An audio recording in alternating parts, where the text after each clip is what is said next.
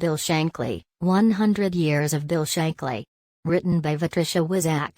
Part 1.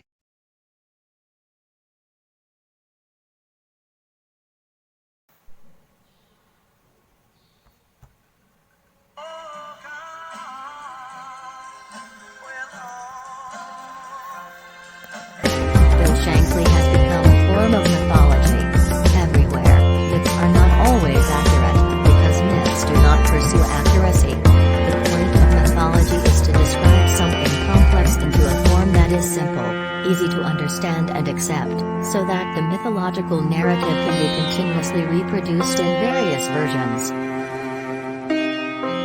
As described by D.H. Lawrence, a prominent English writer who is famous for his unlawful novel entitled Lady Chatterley's Lover, mythology is an attempt to tell the totality of human experience to explain the psyche more deeply, very deeply, to the point of dipping into the blood and soul.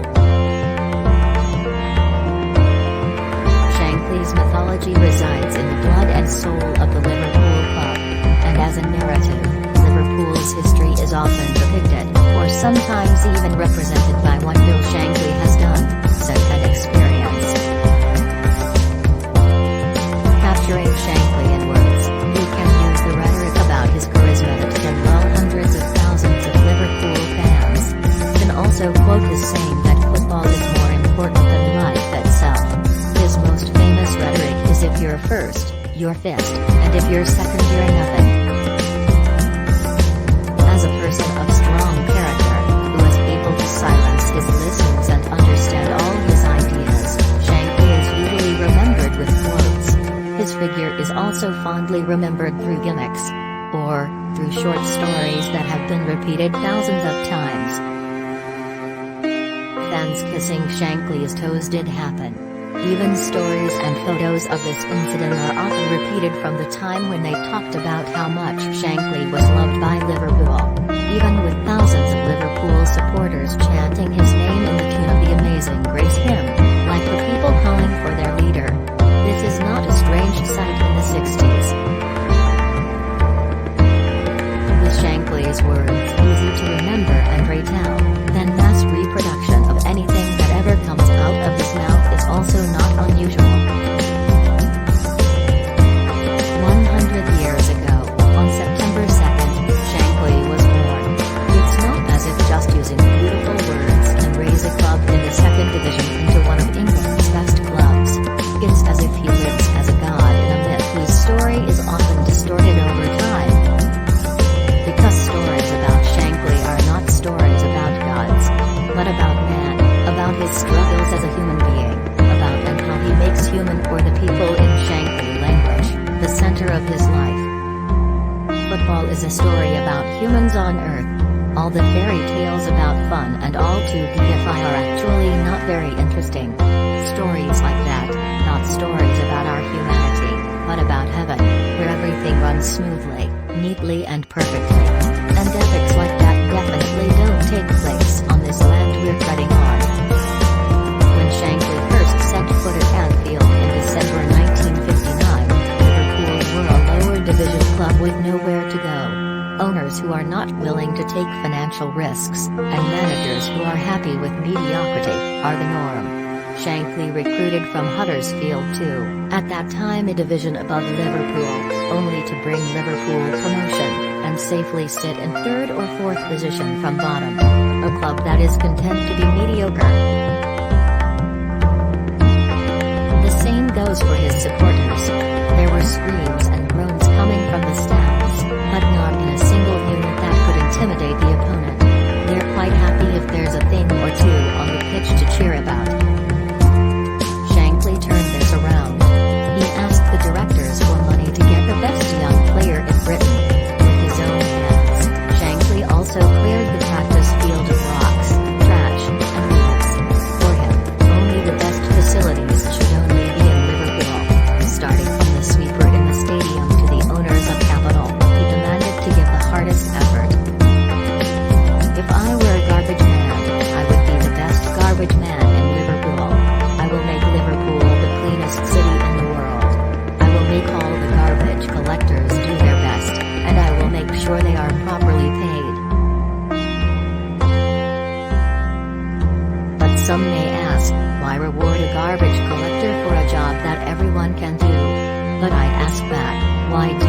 consider themselves more important than the garbage man. I would ask how proud they would be if their city was the cleanest city in the world, and who will make them proud.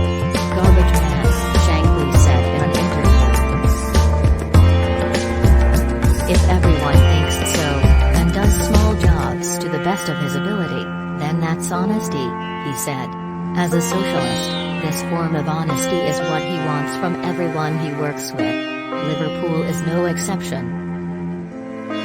Shankly also demands professionalism, confidence, discipline, optimism and ambition from all those around him. He made people believe that Liverpool was the best club in the world, even though at that time it was only the second best club in his own city. Liverpool are so used to not being successful, they become pessimistic, as if afraid to do anything. I fought hard to make people believe that it is possible to be successful, said Shankly. The board of directors meeting became Shankly's personal battleground with the money owners. Shankly would scream, "Don't buy the £5 ball, buy the better one for £10.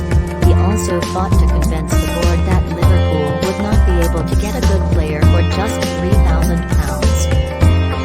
This kind of promotion happens almost every season. Shankly will ask for funds to buy good players, and the board will deny it on the pretext that Liverpool are in fine shape. Arguing with these directors is not a waste of energy. Almost every season, Shankly asks himself, is the debate worth it? Fighting against enemies on the field was tough enough, but why was there still internal fighting to convince people? Has he done enough for Liverpool? Success on the pitch comes with improving the quality of the team and the condition of the club. Likewise with the conditions on the stadium terrace. The return of pride to the club was responded by loud voices of supporters in the stands. The love for Shankly quickly turned into a kind of worship. When the trophy never came, the fans were always loyal to him. They refused to doubt Shankly. According to Brian Reed in the book 43 Years with the Same Bird, a Liverpudlian love affair, the bond between fans and coaches like this has never been seen before. Shankly started something unique in football, namely the coach as an idol. This tradition is maintained to this day. While only special players are the banners in the stands, the faces of the managers are never absent in every home game. This is not without reason. Apart from being successful in providing hope for success, Shankly's sincerity reached Liverpool supporters. His attitude of respect for everyone, even the lowest in the social strata, made Shankly popular. He is considered to be one of them. Since Shankly at Anfield, Liverpool fans seem to be the centre of the world. In his mind, Liverpool Football Club is owned by the fans, and not the directors or shareholders. In fact, when he first served as a recruit and first saw the devastated condition of Anfield, Shankly had said to his wife Ness, "This place is not good enough for the city of Liverpool. The players on this team are not good enough for the residents of Liverpool." 15 years later, after winning the FA Cup in 1974, this thought has always been on Shankly's mind. George Hall. With one hand in his pocket, he spoke to a sea of red silence listening. "Ever since I came to Liverpool, to Anfield, I have told my players over and over that they should be honoured to play for you. And if they didn't believe me before, they will believe now." On that podium, Shankly talked about the people. This is the prophecy Shankly uttered in the heights of the city of Liverpool. The prophecy is still valid and will continue to apply.